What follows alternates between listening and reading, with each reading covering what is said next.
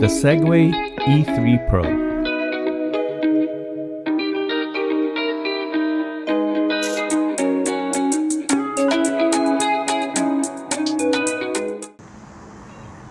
Hello everyone, welcome to Brian Unboxed. In this video, we're going to look at the Segway E3 Pro electric scooter. This is how the scooter comes in when it's delivered. It's packaged well with a lot of foam and plastic protecting it. There's minimal assembly required and you can be up and running in no time.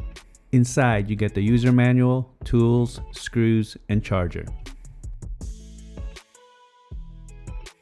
So here's the E3 Pro fully assembled. It was quick and easy.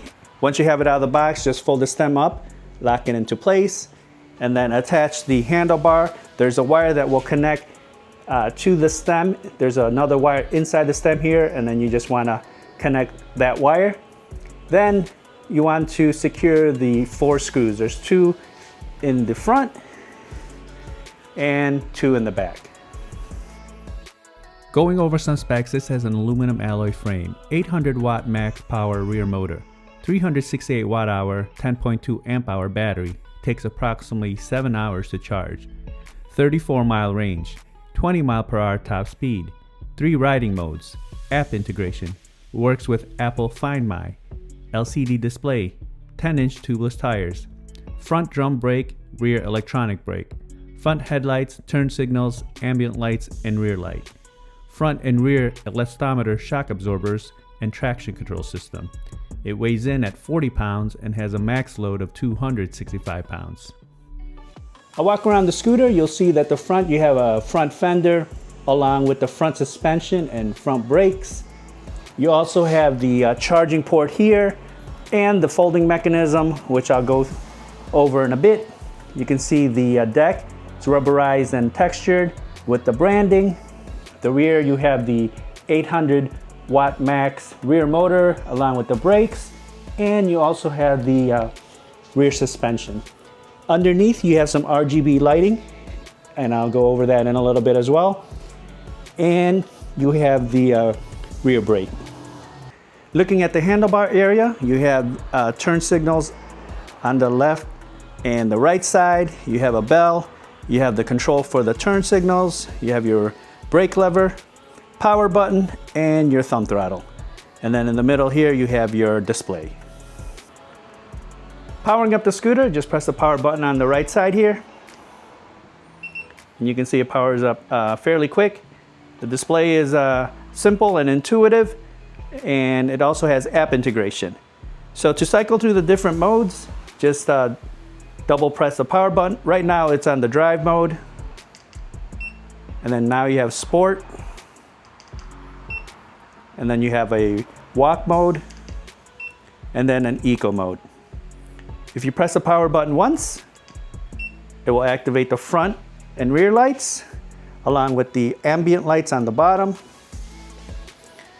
So you can see the ambient lighting, the RGB lights on the bottom, and there's various settings on that in the app. And then you got the rear brake light. And here's how the turn signals look.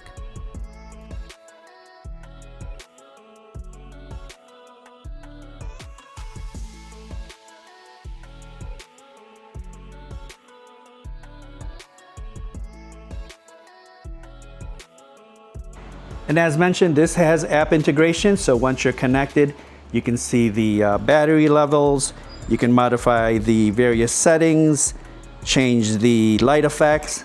There's multiple light effects you can choose from ambient, drive mode, sport mode. You can also toggle the tail light settings, the cruise mode, the energy recovery, and it also has the traction control system, which you can turn on and off. And you can have a dashboard view. So folding and unfolding the scooter is easy. There's a lever here that you just want to push up like so, and that will pop out. And then from there, you just want to step down,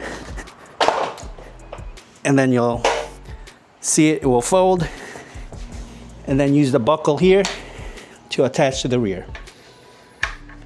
So now you're ready to transport. So as mentioned, the scooter does have the front and rear suspensions.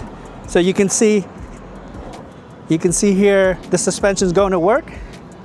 So it should absorb the bumps.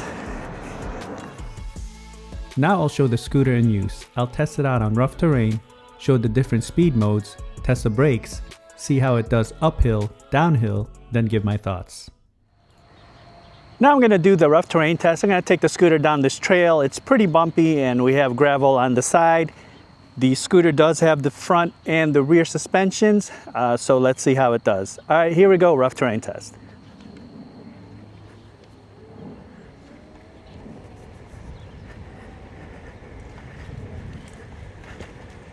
All right, so far so good. I can feel the suspensions. I'm going to work here. It's absorbing the bumps very well. Handling really good here. Gonna go on the gravel.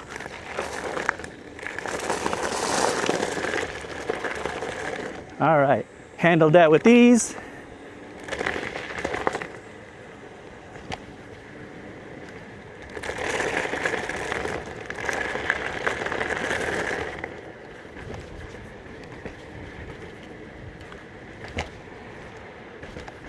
Now on to the speed test. The scooter does have the 3 modes, the Eco, Drive, and Sport. I'm gonna go ahead and test each level out and see how fast each goes. Again, you can control this via the app. It has app integration. So we'll start off with the Eco mode here. All right, here we go, Eco mode.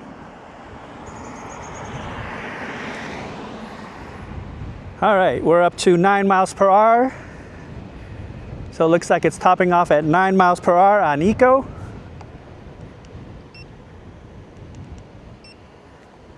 Putting into the D, the drive mode, picking up some speed here.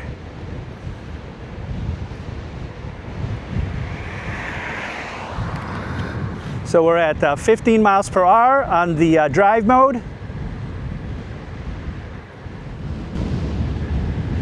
Now we're on to the sport mode. We're hitting 20 miles per hour. So it looks like 20 miles per hour on sport mode. All right, so it looks like it topped off at 20 miles per hour. There was a bit of an incline, so it took a little bit longer to get to that 20 miles per hour on the sport mode. So I'm gonna run it back, keep it on sport mode, and see if we can hit that 20. All right, here we go, sport mode.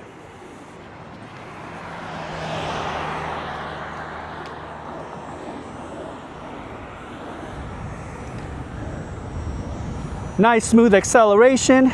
We're up to 17 now, 18, and 20. So sport mode, 20 miles per hour.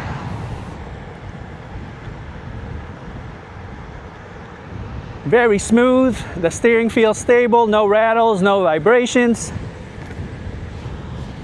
Very responsive. Now I'll test out the brakes. I'll take it to max speed, and once I come into view, I'll hit the brakes and you can use the parking lines as reference.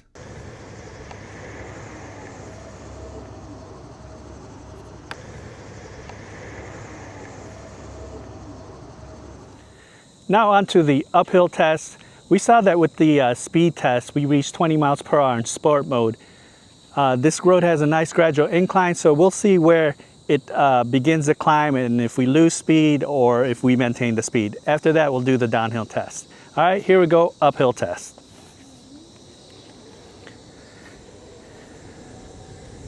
All right, we're up to 15 miles per hour. Again, very smooth and quiet.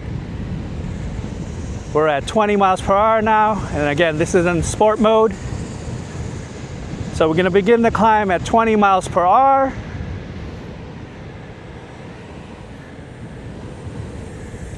So far, so good. Maintaining 20 miles per hour. Very strong. We're not losing any speed. A little bit of a downhill here, so I'm just gonna glide into the turn.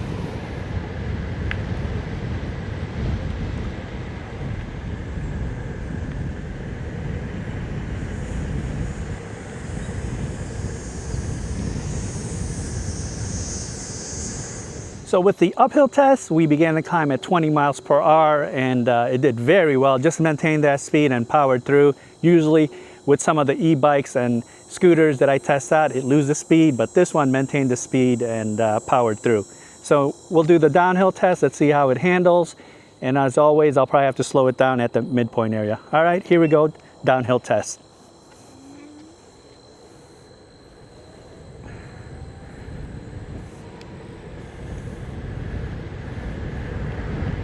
All right, we're at 20 miles per hour into the turn. I'll just let it glide here. Steering is responsive, very smooth.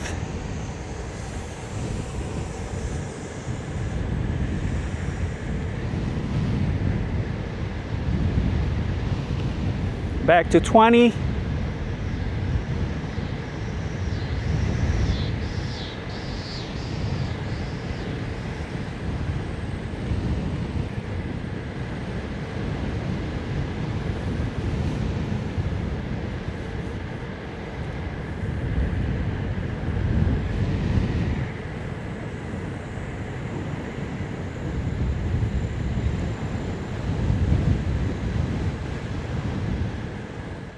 Here are my thoughts on the scooter. The assembly process was quick and easy, and I didn't run into any issues. It was packaged well and there were no damages during the shipping process. The scooter is solid and feels well put together. The deck is long and wide. It has plenty of grip with its rubberized textured layer. I was comfortable standing and my feet had adequate space. It's easy to unfold and fold in just seconds. The handlebars are good length and it doesn't feel cramped. The steering felt stable and there were no rattles or vibration. It had plenty of power with its 800 watt max power motor as I tested it uphill.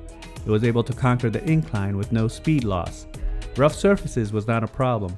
The dual elastometer suspension, front and rear, absorbed the bumps, and the 10-inch tires had plenty of traction. Speaking of traction, this also has a traction control system which adds another safety layer. This can be enabled and disabled in the app. In the speed test, I was able to hit the advertised speed of 20 miles per hour, and this has a range of 34 miles. But this will depend on the speed mode, your weight, and environment that you're in. It had good stopping power as the brakes locked on and came to a complete stop in a fairly short distance. The display is simple, large, and intuitive. It does get washed out a bit on bright sunny days. The front lights, rear lights, turn signals, and RGB lights are also nice to have, as it boosts your visibility during the evenings. There are multiple settings in the app for the RGB lights. Overall, the scooter was solid and it performed. This definitely ranks up there with one of my favorites. Excellent price point and it's packed with features. It has a good amount of power and the ride is very smooth. So that is my review of the Segway E3 Pro electric scooter.